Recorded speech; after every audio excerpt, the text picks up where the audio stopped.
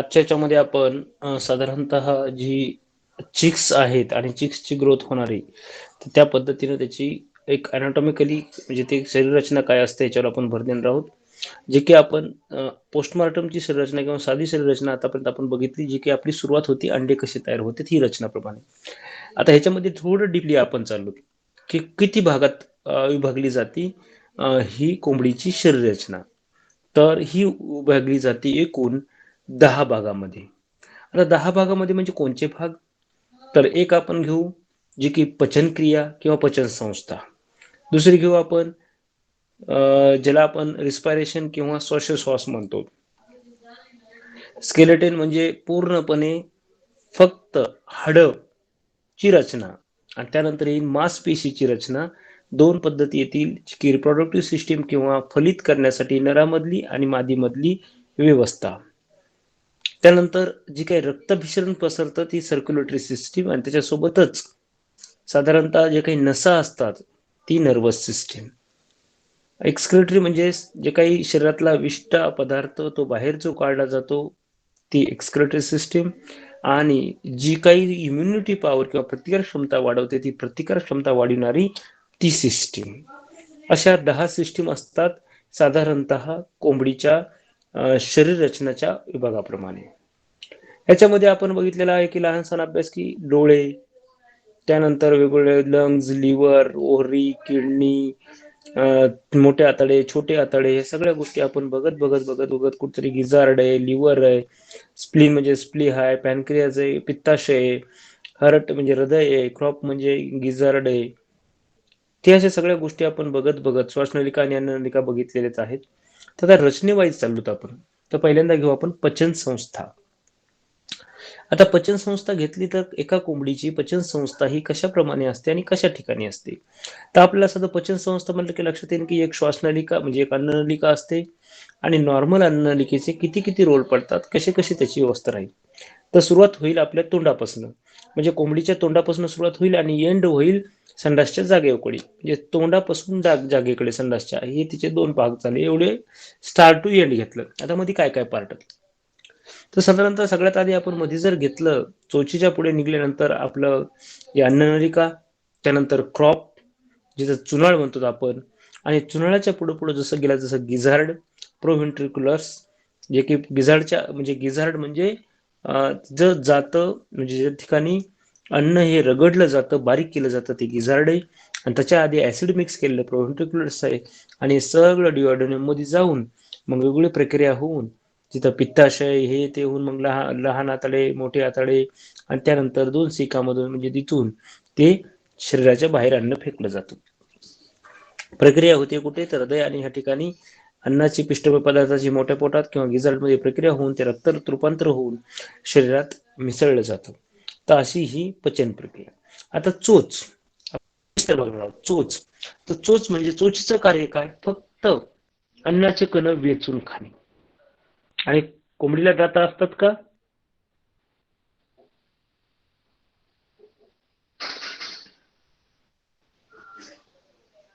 नाही. कोंबडीला दात नसतात. मग चोचीचं कार्य काय? मग आपण एवढा विचार करायचा की आता ही कोंबडीला दात नाहीत, तर जे काही धान्य वेचून खाती, जे काही खाती ते कुठं रगडलं चाललंय, कुठं दळलं चाललंय. सगळ्यात महत्वाचं आहे की चोचीचं कार्य फक्त वेचून खाणे आणि ज्यावेळेस ते खाऊन त्यानंतर जे मधल्या पोटामध्ये म्हणजे जिभेद्वारे आत ढकललं जातं, जिभेचं काम फक्त ढकल नाही. तर अशाच वेळेस आतल्या साईडला काही स्त्रावणाऱ्या ग्रंथी असतात, ज्यामधून ऍसिड स्त्रावलं जातं, वेगवेगळ्या लाळ स्त्रावल्या जात्या आणि ते नंतर ते आलेलं अन्न इसॉफेगस म्हणजे जे अन्ननलिकेमध्ये येतं. अन्ननलिका ही एक फ्लेक्झिबल नळी आहे. फ्लेक्झिबल म्हणजे इलास्टिक सारखे आहे. अन्न मोठं आलं ती मोठी होते, अन्न बारीक झालं तर बारीक होते. म्हणजे जसं खाल्लं तसं ती फ्लेक्झिबल आहे, म्हणजे लहान मोठी होते.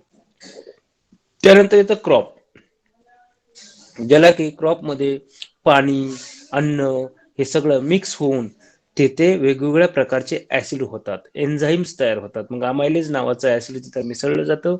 अमायलेज नावाचं ऍसिड तिथं मिसळल्यामुळे कसल्याही प्रकारचं अन्न जर त्यांनी घेतलं असेल तर त्याला एकदम थोडक्यात आपण विरंजन केलं जातं किंवा जिरवलं जातंय आणि त्या ठिकाणी मग खाल्लेलं अन्न हे क्रॉप बाइंडिंग किंवा क्रॉप इम्पॅक्शन म्हणजे क्रॉपमध्ये इम्पॅक्शन होणं म्हणजे दळलं जाणं, क्रॉप म्हणजे बाइंडिंग केलं जातं किंवा त्या ठिकाणी त्याला दळलं जातं आणि दळल्यानंतर ह्याचं जे काही रूपांतर आहे ते फायब्रस व्हेजिटेशन म्हणजे न खाणारा भाग बाहेर निघेल आणि जो वेस्टेमध्ये जाईल आणि खाल्लेला भाग पचनीय असेल तो मात्र रक्तात रूपांतर होण्यासाठी जाईल. त्यामुळं क्रॉप ज्याला आपण म्हणतो ते क्रॉप खूप महत्वाचं आहे की आपण कसे खाद्य दिले म्हणजे क्रॉपचं आयुष्य कशावर महत्वाचं आहे, कशा क्वालिटीचं खाद्य आपण खायला दिलेलं आहे. चांगल्या क्वालिटीचं खाद्य दिलं तर नक्कीच त्या ठिकाणी आपली कोंबडी चांगली सदृढ राहील. त्यानंतर क्रॉप कुठं असतं तर तुम्हाला सर्वसामान्य सांगितलं की आपण चोचीपासून जर बघितलं तर साधारणतः जे चुनाळ असतात चुनाळाच्या वरती नेक रिजन मध्ये मानेच्या जस्ट खाली क्रॉप असतं आणि ह्या क्रॉपच्या पुढे अलीकडे एक प्रोव्हेंट्रिक्युलस असतं. प्रोव्हेंट्रिक्युलस म्हणजे त्याला आपण खरं पोट म्हणू आणि खरं पोट हे ग्लँडोल्स म्हणजे काय करतात पेप्सिन नावाचं हायड्रोक्लोरिक नावाचं वेगवेगळ्या नावाचं ऍसिड सोडलं जातं आणि हे सोडलेलं ऍसिड आम्ल हे त्या अन्नाला पचवायचं काम करतं. त्यानंतर पुढचं आता गिझार्ड पार्ट येईल. आता गिझार्ड हा महत्वाचा ज्याला की आपण मशीन म्हणू. गिझार्ड हा पार्ट मशीन आहे व्हेंट्रिक्युलस किंवा गिझार्ड.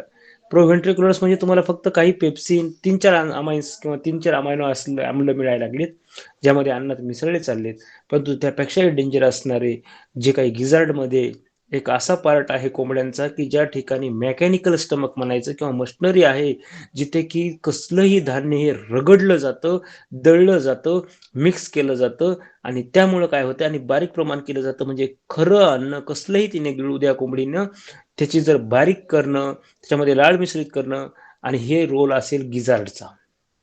म्हणून कसलंही धान्य समजा होल ग्रेन्स ज्याला आपण म्हणू की पूर्णपणे गहू वेचून खाल्ले तांदूळ वेचून खाल्ले की तुम्हाला माहिती आहे कोंबडी किती फास्ट वेचून खाती, परंतु दात नसताना सुद्धा असा कोणचा अवयव आहे की हे कसलंही खाल्लेलं अन्न पचविण्याचं कार्य करतो हे आपल्याला कळलं पाहिजे. म्हणून त्या ठिकाणी महत्वाचा येईल तो अवयव आहे गिझार्ड किंवा व्हेंट्रिक्युलर्स. त्यानंतर सगळ्यात महत्वाचं पुढे जर असं वेगवेगळ्या प्रकारचं त्याला पचल्यानंतर जात्यातून निघल्यानंतर हळूहळू पचनीय असलेलं जे काही घटक आहेत ते घटक शरीरामध्ये आवश्यक ते घेतल्यानंतर पुढे येतं स्मॉल इंटेस्टाईन ज्याला आपण लहान आतडे म्हणतो. आता लहान आतड्याचा रोल काय आहे तर तुम्हाला माहिती आहे की लहान आतड्याचा रोल महत्वाचा आहे की ज्या ठिकाणी वेगवेगळ्या प्रकारचे जीवनसत्व वेगवेगळ्या प्रकारचे घटक हे मिसळले जातात. आता लहान आतड्यामध्ये जर आपण पुढे गेलो तर तिथे येतो डिओडेनम.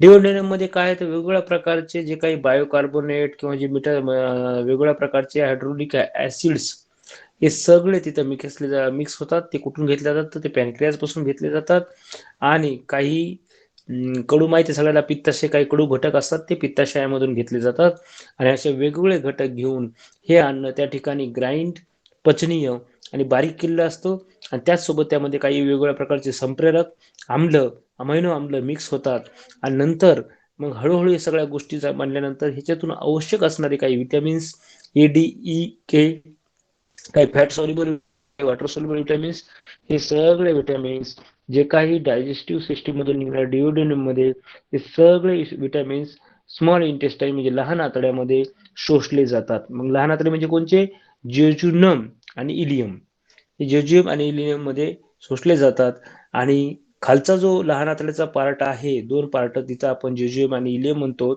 त्याच्यामध्ये साधारणतः हे सगळं म्हणजे अंड बनण्याची प्रक्रिया किंवा शरीरासाठी आवश्यक असणाऱ्या गोष्टी किंवा त्याच्यातले काय थोडक्यात जे जे लागणाऱ्या गोष्टी आहेत तिथून त्या घेतल्या जातात आणि त्यानंतर हे हळूहळू अंड्याची प्रक्रियाही राहते आणि त्याचसोबत अंड्याची प्रक्रिया पूर्ण होत होत आवश्यक असणारे घटकही दिले जातात.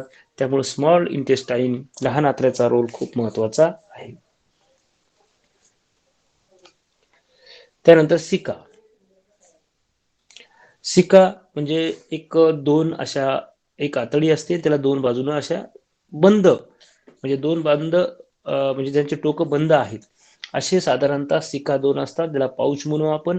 स्मॉल इंटेस्टाईन आणि लार्ज इंटेस्टाईनच्या जिथून पुढं मोठं आतडं चालू व्हायला लागलं आणि लहान आतडं संपलं अशा ठिकाणी दोन वेगळ्या नळ्या दिसतील, वेगळ्या पाऊच दिसतील, वेगळ्या पिशव्या दिसतील आणि ह्याच पिशव्याचा खरा रोल आहे तो आहे की vitamin B1, B2, B3, B4, B5 किंवा जे प्रकारचं फोलिक ऍसिड, बायोटीन हे सगळ्या प्रकारचे जीवनसत्व तिथे तयार केले जातात आणि हे सिकामधून त्यांना मिळतात.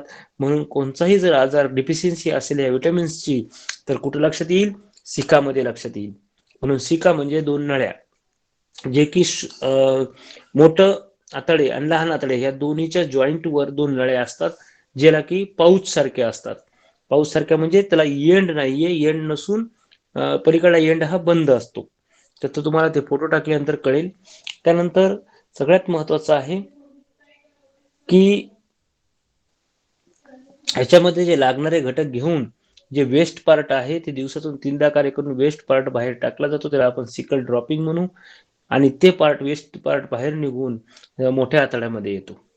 आता मोठ्या आतडी म्हणजे जे काही त्याला आपण कॉलन म्हणतो ते मोठ्या आतड्यामध्ये आहे तो मोठ्या आतड्याला शरीराच्या बाहेर टाकावा लागतो आणि शरीराच्या बाहेर टाकल्यानंतर त्याच्यामध्ये पाणी वगैरे मुळातच कमी असतं आणि असा घाण पदार्थ बाहेर टाकला जातो, त्याला आपण विष्ठा म्हणतो, जो मोठ्या आतड्यातून टाकला जातो. त्यानंतर सगळ्यात शेवटी जिथून टाकला जातो एंट्री बाहेर होते त्याला म्हणायचं क्लोएका, त्याला म्हणायचं गुदद्वार, क्लोएका. या क्लोएकामध्ये काय होतं, जे काही वेस्टेज वॉटर आहे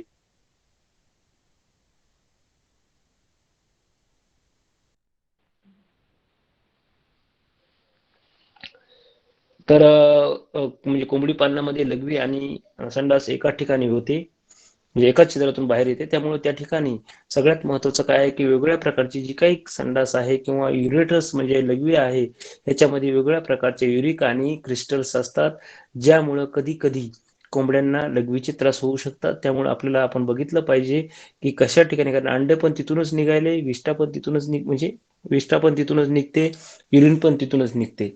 म्हणून ह्यामध्ये याची काळजी घेणं खूप गरज आहे. त्यामुळं कोंबड्यामध्ये आहाराला जास्तीत जास्त महत्त्व द्या.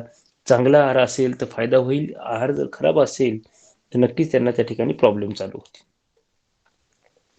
सगळ्यात महत्वाचं लहान आतड्याचं आणि मोठ्या आतड्याचं कार्य जर बघितलं आपण तर ते असतं मायक्रोफ्लोरावर डिपेंड. मायक्रोफ्लोरा, मायक्रो म्हणजेच लहान आणि फ्लोरा म्हणजे प्लांट्स. जसं मायक्रोफ्लोरा किंवा डायजेस्टिव्ह मध्ये आपण ॲझोला वगैरे इतर घटक वापरत गेले तर त्या ठिकाणी अडचणी होत नाहीत. परंतु जर हार्ड जेवण किंवा जे अपचनीय जेवण असेल तर नक्कीच कोंबड्यांच्या संडासवर फरक पडला दिसेल. त्यामुळे कसल्याही प्रकारचा कोंबड्याचा संडासवर फरक पडला किंवा नाही कळला तर फोटो काढायचा आणि सरळ सरळ आपल्या मला पाठवून द्यायचा, म्हणजे मला कळेल की कोंबड्यामध्ये खाद्य किंवा जे मिळालेले घटक किंवा डिहायड्रेशन म्हणजे पाणी कमी घेतलं का, पाणी मिळालंच नाही का, पाणी जास्त मिळाला का, संडास लागली का, ह्यामुळे अशक्तपणा आला का, शरीराचा लॉस होतोय का, या सगळ्या गोष्टी साधारणतः कोंबड्याच्या विष्ट्यावरून अभ्यासता येतात. त्यामुळं कोंबडी पालनामध्ये कोंबडीच्या विष्ठाकडे लक्ष असणं खूप महत्वाचं आहे. कारण विष्ठा जर बदलली तर आपण समजायचं की त्या ठिकाणी खाद्यामध्ये वेगवेगळे प्रॉब्लेम आलेले आहेत किंवा खाद्याचं नियोजन बदललेलं आहे. त्यामुळं विष्ठेचा एक इथं फोटो पण दिलेला आहे, नॉर्मल फोटो आहे, ज्यामध्ये युरिक ऍसिड्स हे तिथे चिटकलेले दिसत आहेत. तर सगळ्यात महत्वाचं अशा जर गोष्टी दिसत असतील तर मग संडासी दिसतात. आता जर रक्त येत असेल, रक्त हगवण कशामध्ये येते तर कॉक्सिडिओसिस. रक्त हगवण कशामध्ये येते, कॉक्सिडिओसिस. हेवी संडास कशामध्ये येते, जेव्हा शरीरामध्ये कोंबडीच्या जंतू झालेले आहेत किंवा तिने हिरवं चारा जास्त खाल्लेला आहे, हिरवं खाद्य जास्त खाल्लं आहे, अशा वेळेस तिची हिरवी संडास होईल. बघा, रक्त मिश्रित संडास असेल तर कॉक्सिडिओसिस, हिरवी संडास असेल तर जंतू नाही तर हिरवा चारा. पांढरी संडास असेल किंवा पांढरं दुधासारखे ठिपके दिसत असतील तर आपण समजून घ्यायचं गंभोरो डिसीज, कॉक्सिडिओसिस किंवा जंतू झालेले आहेत किंवा आयबीडी म्हणजे इन्फेक्शियस बर्सल डिसीज हे आजार झालेला आहे. ब्राऊन रनी ड्रॉपिंग म्हणजे पातळ संडास झाली आणि रक्त रक्त थोडं दिसतंय, ब्राउनिश दिसतं, तर आपण समजायचं इकोलाय नावाचं जीवाणूपासून बाधित झालेला आहे. पूर्णपणे पाण्यासारखे येत असेल आणि त्या ठिकाणी काहीच अन्न पडत नसेल तर समजून घ्यायचं की स्ट्रेस आलाय, ताण आलाय किंवा सर्दी झाल्यानंतर ही असं कंडिशन होते. पिवळ्या कलरची किंवा फेसावाली जर संडास होत असेल तर समजून घ्यायचं की कॉक्सिडिओसिस किंवा त्या ठिकाणी वेगवेगळा परोपजीवी आजार झालेला आहे.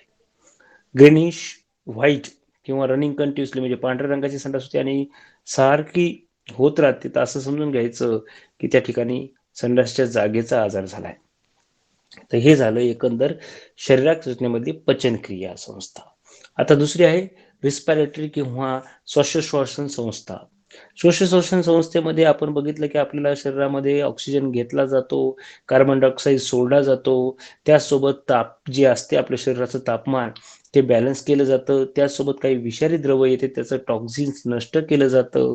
हे सगळ्या गोष्टी मग ऍसिड बेस बॅलन्स आला, वेगवेगळ्या प्रकारचं म्हणजे एकदम जर रक्ताचा पुरवठा असेल चांगला तर त्याच्यामध्ये श्वास हा खूप महत्वाचा रोल आहे. म्हणून ट्रकिया ज्याला आपण हवाचा पाईप म्हणू, हा पाईप खूप महत्वाचा आहे ज्यावेळेस आपण पीएम करू. आणि त्यानंतर आपण पुढे पुढे गेलो तर आपण दिसेल आपल्याला की त्या फुफ्फुसामध्ये वेगवेगळ्या प्रकारचे कप्पे आहेत आणि त्या कप्प्यामध्ये साधारणतः ते पंपिंग सारखं काम केल्यामुळे त्यांची हवा म्हणजे रक्त शुद्धी करण्याचं काम केलं तर त्याला ब्रॉन्काय म्हणायचं जंक्शन. आणि सगळ्यात महत्वाचं रिस्पिरेटरी ट्रॅकचा अभ्यास करताना आपण वेगवेगळ्या प्रकारचे जे काही पॉइंट आहेत ट्रकिया ब्रॉन्काय ह्या नोट तिथे नेऊन ठेवायच्या जेणेकरून ह्या नोटला मराठीत नाव नसल्यामुळं इंग्लिशमध्ये हे नाव आहे. त्यानंतर ज्यावेळेस श्वासनलिका ही पुढे जाते त्यावेळेस साधारणतः जे नरड्याच्या एकदम श्वासनलिकेच्या भोवती ग्लोटायटिस असतं ज्यामध्ये की फीड हे जाऊ दिलं जात नाही फुफ्फुसात. तुम्हाला माहित आहे फुफ्फुसात जर फीड गेलं तर आपण त्याला ठसका लागणं म्हणतो, कारण घरी आपण बोलणं आणि शांत बसून जेवताना बोलू नका यासाठीच म्हणतात, म्हणजे फुफ्फुसामध्ये कुठेतरी अन्नाचे कण जातात आणि त्या ठिकाणी ठसका लागला जातो. तर या सगळ्या खूप गोष्टी आहेत ज्यावर आपण बारकाईने अभ्यास करणं गरज आहे. त्यानंतर ट्रकिया जसं जसं पुढे झाला कार्टिलेजची ट्रकिया तयार आहे त्यामध्ये एक सिनरिक्स नावाचा आवाजाचा बॉक्स असतो. तुम्हाला सगळ्याला माहित आहे कोंबडा ओरडतो कोंबडा ओरडतो, कुकू कुकू वाघ देतो, टायमिंग असते. तर हे सगळा रोल आहे सिनरिक्स नावाचा व्हॉइस बॉक्स, आवाजाचा एक बॉक्स आहे. आणि त्यामुळं तेव्हा जेव्हा कोंबडा बराबर वयात येतोय किंवा ते उंच त्यानंतर ओरडायला चालू करतो, परंतु कोंबड्या ओरडत नाहीत, कुरकुर करतात.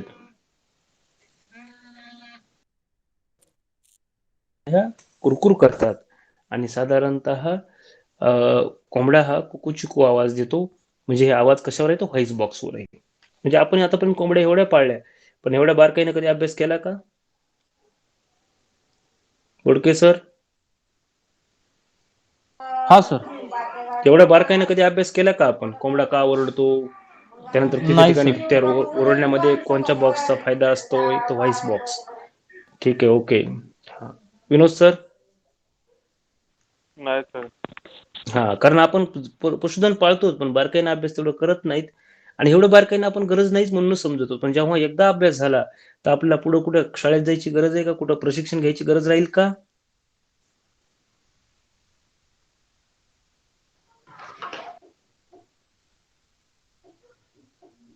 अमोल सर.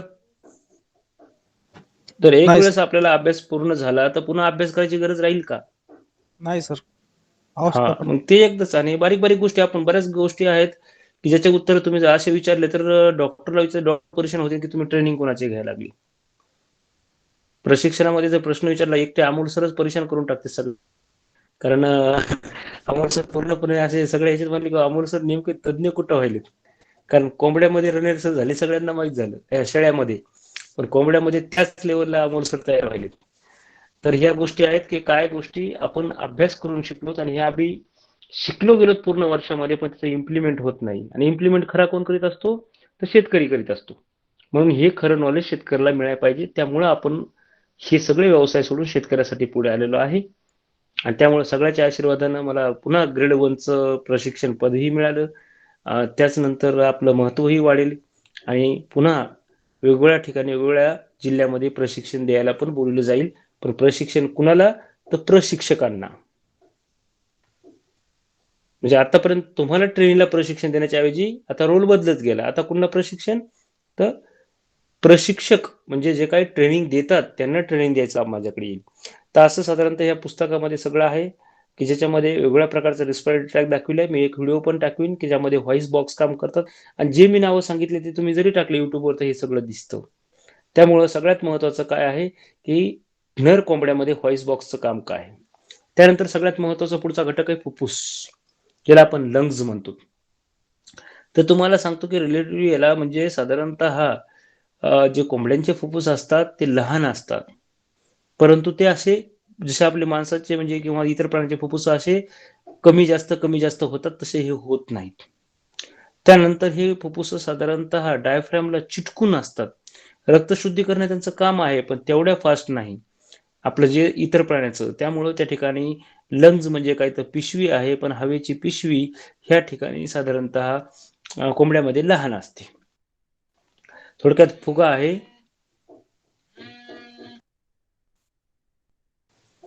आणि त्यामुळं ही एअर सॅक म्हणा किंवा हवेची पिशवी म्हणा, ही त्या ठिकाणी कार्य करते. त्या 2-3 गोष्टी खूप महत्त्वाच्या आहेत, ज्यावर आपण साधारणतः फुफ्फुस किंवा वेगवेगळ्या प्रकारचा अभ्यास केलेला आहे. त्यानंतर सगळ्यात महत्त्वाचा आपण जर हा घटक बघितला, की कशा पद्धतीने ते फुफ्फुस काम करतं. ते एक सॅकला चिटकलेलं असतं आणि हवा कमी जास्त झाली, पहिल्यांदा सुरुवातीला श्वास काय केलं? श्वास घेतला.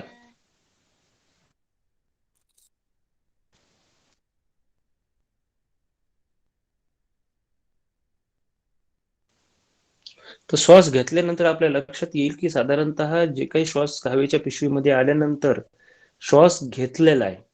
नंतर श्वास सोडलाय. म्हणजे पुढची बाजू आणि मागची बाजू. पुढची बाजू म्हणजे म्हणजे फुग्यामध्ये हवा भरल्यावर काय होईल? तो फुगेल आणि पुन्हा हवा सोडली चालली. दुसरी हवा घेताना, श्वास घेताना आणि दुसरी हवा सोडताना ह्या दोन्हीमध्ये रक्ताचं शुद्धीकरण केलं जातं. पहिल्यांदा श्वास घेणं, हवा सोडणं म्हणजे श्वास सोडणं आणि दुसरा श्वास घेणं आणि दुसरा श्वास सोडणं. पिरियडमध्ये फुफ्फुस हे म्हणजे हवेची पिशवी हे पंपिंग सारखी कामं करते आणि त्या ठिकाणी हवा शुद्ध केली जाते. त्यामुळं वेगवेगळ्या प्रकारचं जे काही आपण म्हणजे शुद्ध हवा म्हणतो, ज्याच्यामध्ये आपण गादी म्हणू, जे की आपण भुसा टाकलेला आहे. भुस्यावर असल्यामुळे त्याला हवा अशी श्वास घ्यायला सोपं जातं. त्यानंतर कधी-कधी वेगवेगळ्या प्रकारच्या जर तिथं पार्टिकल्स असतील, धुरळा असेल, तर बघा तुम्ही कोंबड्या खोकतात सुद्धा, कोंबड्या ठसकतात सुद्धा. कोंबड्या शिंकतात सुद्धा.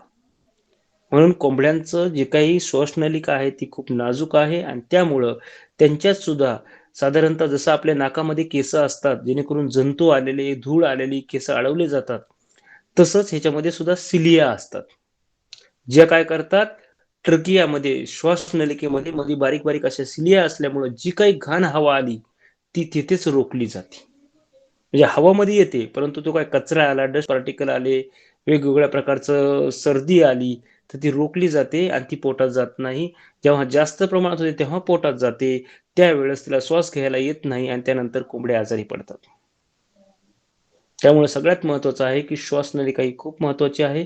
ज्या श्वासनलिकेमध्ये सगळ्यात जास्त अशी जाळी असते, फक्त जाळीमधून तो म्हणजे घाण पदार्थ बाहेरच राहून स्वच्छ हवामध्ये येते.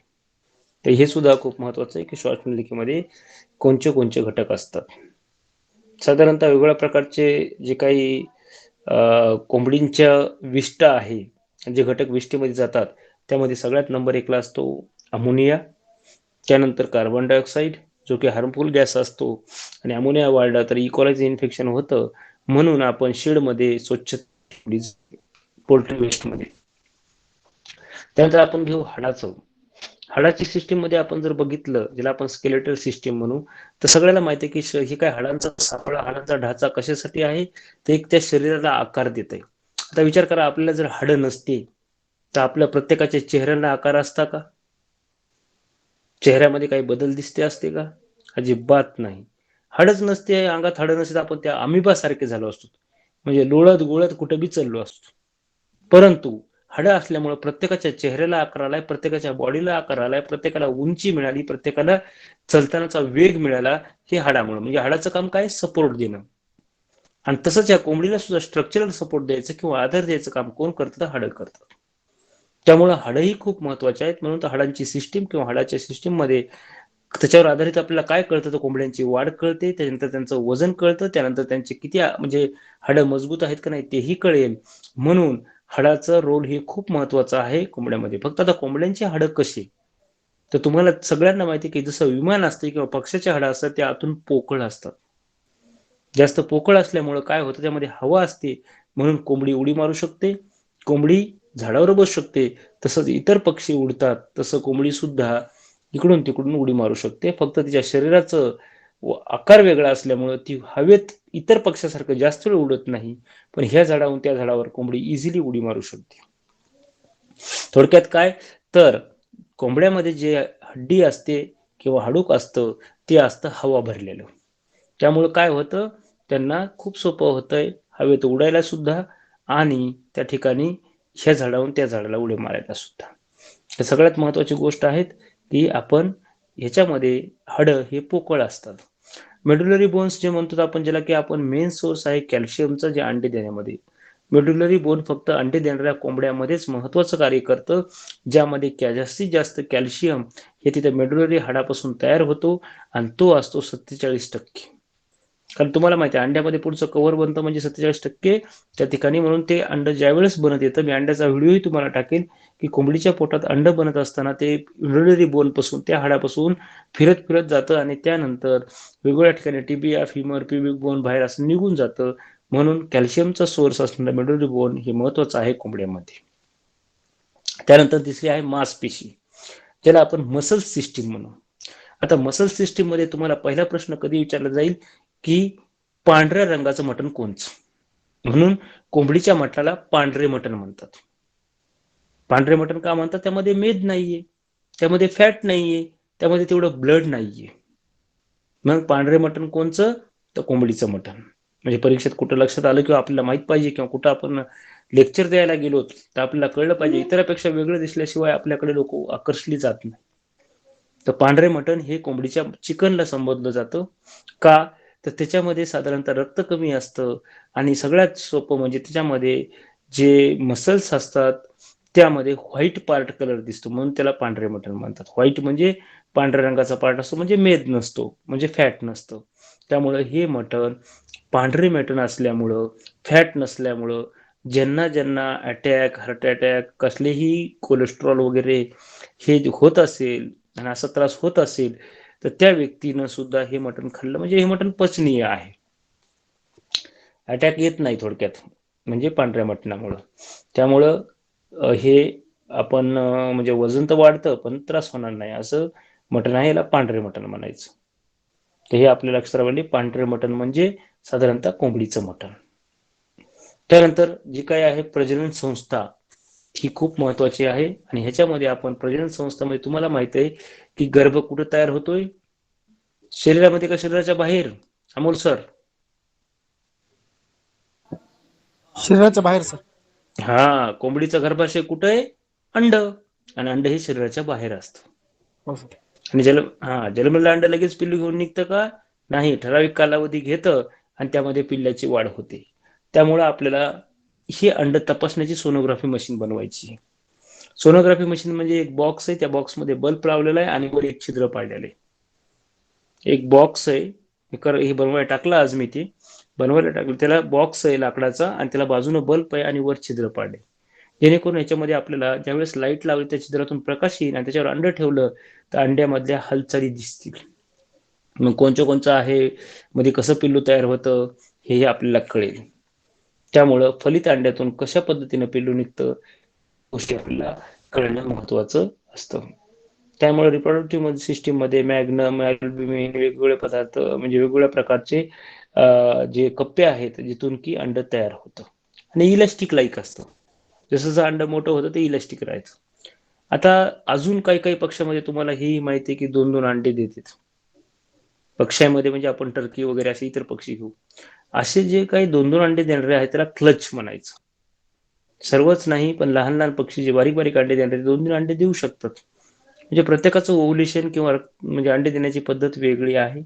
काही 20 घंट्याच्या फरकाने देतील, काही 24 घंट्याच्या फरकाने देतील, काही 2 दिवसाच्या फरकाने देतील. म्हणजे प्रत्येकाच्या ह्याच्यानुसार ही पण महत्वाचं आहे. पुन्हा दुसरं म्हणजे काही अंडे असे निघतात की ज्यामध्ये 2 बल्क असणारे, 2 बलक सुद्धा अंड्यामध्ये असतात. तुम्हाला कधी कधी अनुभव येत असेल तसा की आपण अंड फोडलं की 2 बलक निघतात, पिवळे 2 बलक निघणारे.